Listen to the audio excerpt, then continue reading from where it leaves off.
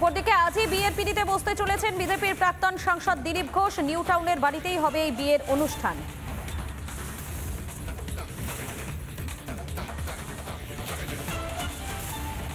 আরও একবার জানাই, আজই বিয়ের পিঁড়িতে বসতে চলেছেন বিজেপির প্রাক্তন সাংসদ দিলীপ ঘোষ এবং দিলীপ ঘোষের হবু স্ত্রী রিঙ্কু মজুমদার। তার সঙ্গে কথা বলেছেন আমাদের সিনিয়র এডিটর শুভ্রাংশু চ্যাটার্জি। শোনাবো আপনাদের। গোটা বাংলা তো এমনি দিলীপ ঘোষ সবসময় আলোচনার বিষয়বস্তু। দিলীপ ঘোষের কথা, দিলীপ ঘোষের বার্তা, দিলীপ ঘোষ যা বলেন যা করেন আলোচনা হয়েই থাকে। এবার দিলীপ ঘোষের বিয়ে, তো দিলীপ ঘোষের বিয়ে কার সঙ্গে হবে, কার সঙ্গে হবে, কে করছে, পাত্রীকে আমরা পেয়েছি রিঙ্কু মজুমদার। রিঙ্কু মজুমদার আপনার সঙ্গে তো দিলীপ ঘোষের বিয়ে হচ্ছে এবং গোটা বাংলা উথাল ফাতাল যাকে বলে আলোচনার। নমস্কার দাদা, আমি জানি না আপনারা কিভাবে অ্যাড্রেস পেয়ে গেছেন বা পৌঁছে গেছেন। কবে থেকে না বেশি দিন নয়, জাস্ট 10-15 ডেজ হবে আই থিঙ্ক।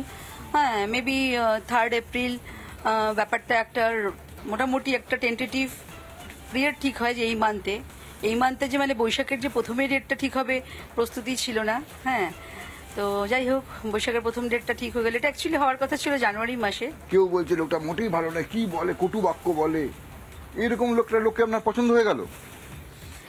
এরকম মানুষই হয় অন্যদের থেকে আলাদা, অনন্যা যাকে আমরা বলতে পারি, অনন্য। তো এটাই ওনার অভিনবত্ব, এর জন্যই উনি ইউনিক। কারণ মনে হতে পারে উনি ভুল বলছেন, কিন্তু উনি অ্যাকচুয়ালি উনি ঠিকই, উনি পারফেক্ট পার্সন। আমাদের মানে ভারতবর্ষে আমি তো বলবো অনেক রাজ্য আছে যার মধ্যে পশ্চিমবঙ্গে ওনার মতন একজন এরকম পলিটিক্যাল মাস লিডার আদার স্টেটেও যদি সমস্ত দিক থেকে আপনারা বিচক্ষণ করে দেখবেন, অ্যানালাইসিস করবেন, তো আমার মনে হয় ওনার পার্সোনালিটি, ওনার বক্তব্য, ওনার চিন্তাভাবনা, ওনার অনেস্টি, ওনার ডেডিকেশন, নিজেকে যেভাবে উনি এতগুলো মানে 12 বছর বয়স থেকে বোধহয় উনি নিজেকে সমর্পণ করেছেন রাষ্ট্রের প্রতি, সমাজের প্রতি, যার নিজস্ব কোনো ব্যক্তিগত চাওয়া পাওয়া কোনো কিছু নেই। এরকম মানুষকে তো স্যালিউট করা উচিত। আমি জিজ্ঞেস করেছিলাম যে আপনি বিয়ে করবেন না স্যার, তো উনি বলেছিলেন না। আবার আমি দিন 15 বাদে আবার ওনাকে জিজ্ঞেস করেছিলাম আপনি বিয়ে করবেন না কেন? বিয়ে আপনি ভাবুন তো অটল বিহারী বাজপেয়ীজির কথা। হ্যাঁ, একটা সার্টেন এজের পরে মানুষের রিটায়ারমেন্ট, সে প্রফেশনাল লাইফ হোক আর পলিটিক্যাল লাইফ হোক, তখন কিন্তু সোলমেট প্রয়োজন হয়। রাজনীতি করতে গেলে না আমার মনে হয় ম্যারিড হওয়াটা ভীষণ জরুরি। কারণ মানুষ যখন একটা ম্যাচিওর এজে এসে যায় না, তো তখন সে সব কথা বাইরে কারোর সাথে শেয়ার করতে পারে না। আর ছেলেদের তো বিশেষ করে কোনো বন্ধু হয়ই না, আর রাজনীতিতে বন্ধু বলে কিছু হয় না, ঠিক আছে? আর রিলেটিভরাও সরে যায় তখন আস্তে আস্তে, সে তখন একটা নিজের সত্তা হয়ে যায়, সে শুধু একটা পার্টির অ্যাসেট হয়ে যায়। আমি তো বলবো উনি পার্টির, অনেক পলিটিশিয়ানস হয় যারা কিনা তার পার্টির লায়াবিলিটিস হয়ে যায়, কিন্তু আমি বলবো উনি টিল টু দ্য এন্ড অবধি উনি কোনোদিনই উনি বিজেপি পার্টির লায়াবিলিটিস হবে না, উনি পার্টির অ্যাসেট। ফুলটুল কিছু দিয়েছিলেন নাকি? ওনার তো লাস্ট ইয়ার বার্থডে বা তার আগে না, তখন জাস্ট কমন ম্যান হিসেবে। হ্যাঁ, আমি ওনাকে এবার লোকসভা ইলেকশনের রেজাল্ট খারাপ হওয়ার পরে আমার কোথাও না কোথাও আমার মনে হলো যে না, এখন মানুষের ভিড়টা আস্তে আস্তে কমে যাবে। তো অ্যাজ এ হিউম্যান গ্রাউন্ডে, মানবিক ক্ষেত্রে আমার মনে হয় আমরা যারা আগে মাঝে মাঝে যেতাম, আমি কনসিস্টেন্সি মেনটেন করতাম না, মাঝে মাঝে যেতাম, তাহলে এখন আমার একটু বেশি যাওয়া উচিত।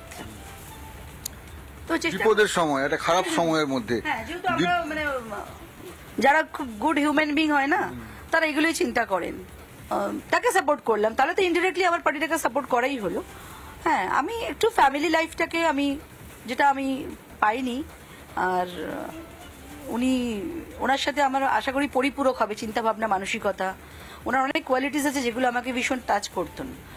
তো আশা করি ওনার পরিবারকে নিয়ে মায়ের প্রতি দায়িত্ব পালন করব, যেমন আমি আমার ছেলের প্রতি করেছি। আমার নিজেরও মা নেই, 28 বছর বয়স থেকে।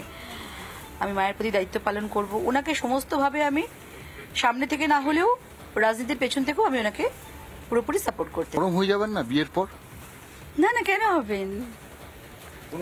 ওনার মতন এত স্ট্রং পার্সোনালিটি পার্সন, এত স্টেবল মাইন্ডের মানুষ, কেন উনি নরম হবেন? ওনার রাজনৈতিক সত্তা, ওনার ব্যক্তি সত্তা কেন পরিবর্তন হবে?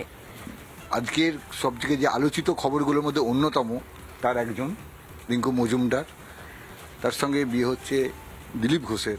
গোটা বাংলা জুড়ে আলোচনা চলছে, আর 7 সকালে তার বাড়িতে আমরা কথা বললাম, উনি বললেন সব কিছু হট করে হয়ে গেল, আচমকা হয়ে গেছে। উনি খুব আনন্দে আছেন, তার আনন্দ বজায় থাকুক, সারা জীবন আনন্দে থাকুক। রিপাবলিকের তরফ থেকে আমাদেরও এই কামনা। আনন্দের সাথে আমি একটু আশ্চর্যের মধ্যে পড়ে গেছি ব্যাপারটা ফোরকাস্ট হয়ে যাওয়াতে। উনি খবরটা গোপন ছিল, খবরটা বেরিয়ে গেছে। রিপাবলিক যা করে সবার খবর সবার আগে বের করে দেয়, বেরিয়ে গেছে খবর। তো ঠিক আছে, শুভেচ্ছা রইল, আনন্দে থাকুন, ভালো থাকুন। আর এই বিষয় নিয়ে রাজ্য বিজেপির সভাপতি সুকান্ত মজুমদার কি বলছেন শোনাবো, এর পাশাপাশি বিধায়ক অগ্নিমিত্রা পাল কি বলছেন শোনাবো। শুভকামনা দিতে এসেছি। এতে অস্বাভাবিক আপনারা কি দেখছেন আমার অন্তত পক্ষে মনে হচ্ছে না, বিশেষ করে যেখানে আমরা কলকাতায় থাকি। মাননীয় দিলীপদার এবং তার আগামী নববধূ যিনি আসছেন তাদের আগামী জীবন অত্যন্ত শুভ হোক, ভালো হোক। সবারই জীবনে এটা ব্যক্তিগত ব্যাপার, এটা ব্যক্তিগত পরিসর। আমার সেই জন্য মনে হয় ব্যক্তিগত পরিসরে কারো বেশি না ঢোকাই ভালো। আমরা পার্টির তরফ থেকে শুভেচ্ছা দিয়েছি। সংঘের প্রচারককে যখন রাজনীতিতে পাঠানো হয়, অর্থাৎ নেতা বল করে পাঠানো হয়, সঙ্গে দু টাইপের প্রচারক আসে, একদল নেতা হয়ে আসে, একদল সংগঠন মন্ত্রী হয়ে আসে।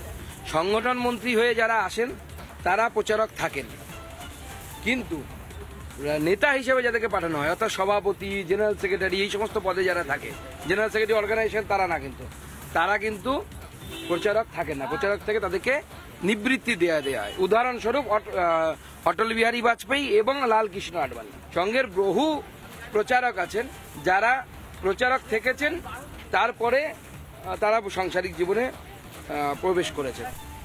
তার বিয়ে আজকে আমি শুনলাম, যেটা অত্যন্ত আনন্দের খবর, কারণ দিলীপদার হাত ধরেই রাজনীতিতে আসা 2019-এ।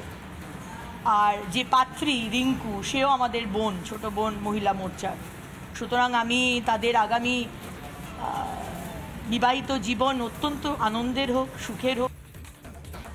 আর এবারে আপনাদের শোনায় দিলীপ ঘোষের ভাই হীরক কুমার ঘোষ, তিনি কি বলছেন শুনুন।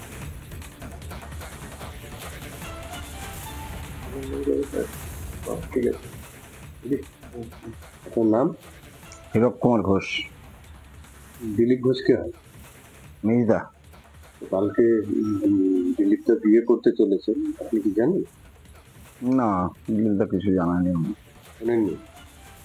দিলীপদার সঙ্গে কোনো কথাই হয়নি।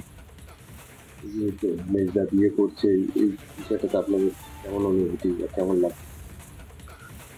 দেখুন, বিয়ে করলে দাদা বিয়ে করছে, দাদার ব্যাপার।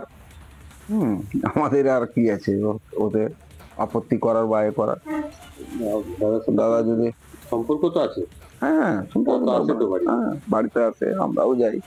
বিয়ে দাদা জানাননি? না। এরকম একটা খুশির খবর। খুশি।